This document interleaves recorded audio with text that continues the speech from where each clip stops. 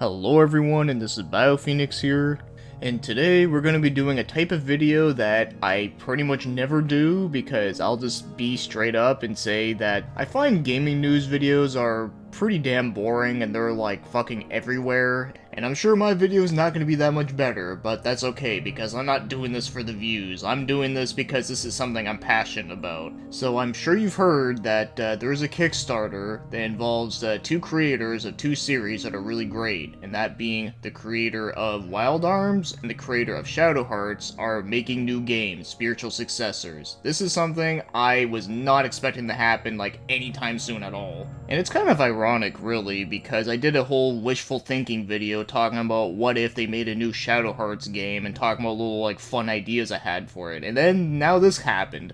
Did I predict the future?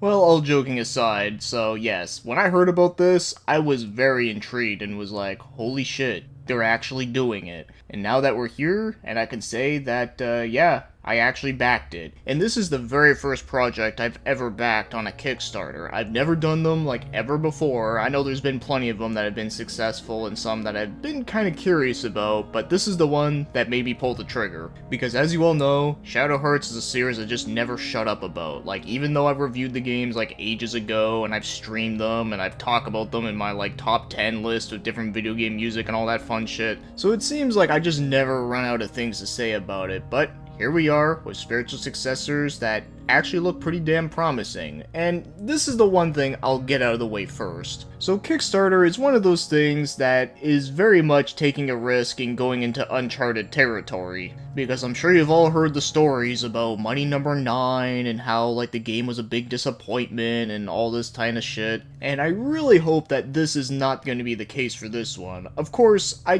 gotta be realistic here, and as much as I would love to be all like hyping it up and saying like, oh yeah, this is my most anticipated game ever made, well, to that as well, I also do have to be thinking about this in a critical way for that, you know, like what if I do play like the beta of this game and there's like a lot of problems and whatnot. Of course I'm gonna have to report that to like, you know, the development team, but at the same time I also like don't want to try to like mislead people, you know, because I do remember there were a lot of people back in that like Money Number 9 phase before it came out that were like really trying to hype it up, saying it was going to be like even better than some of the Mega Man games, but when you look back on it now, yeah, those haven't aged very well. So yeah, that's the main thing I want to get out of the way first, is that this is my first time backing a project, and after hearing about that situation, and a couple others as well, that I was kind of unsure if I would ever consider doing like a Kickstarter at all, but with this, I look forward to it, and I wish them the best, but at the same time, I also do have to be transparent and be critical when I have to.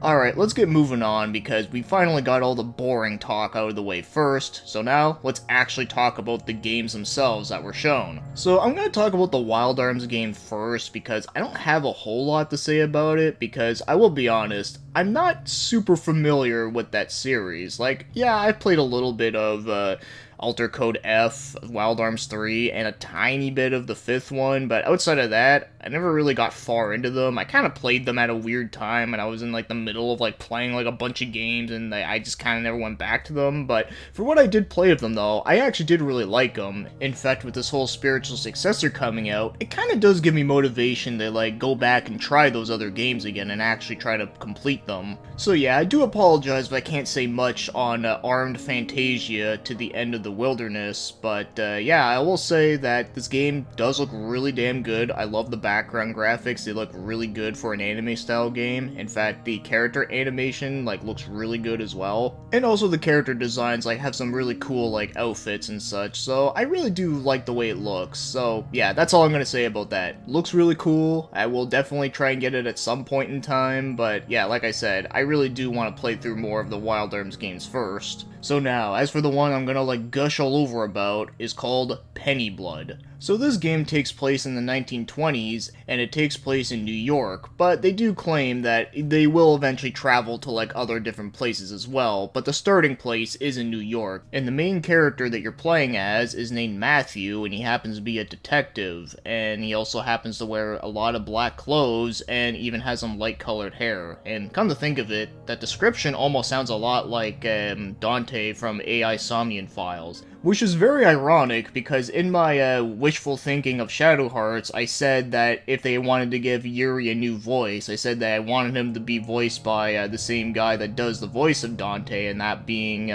Greg Chun. So, could it be possible that he might play him? If that actually happens, I'm gonna shit myself. But yeah, I do think he is a pretty cool idea for a main character. I mean, you don't get a whole lot of, like, RPGs where the main character is a detective. The only one that comes to my mind, like, immediately is Shin Megami Tensei Devil Summoner with Raido. And the other character that was shown is named as Emilia, and yeah, she has a cool look to her, looks very mature, very womanly, and also she's a redhead, which is always a plus. And then the other female character that was shown is named Suzure?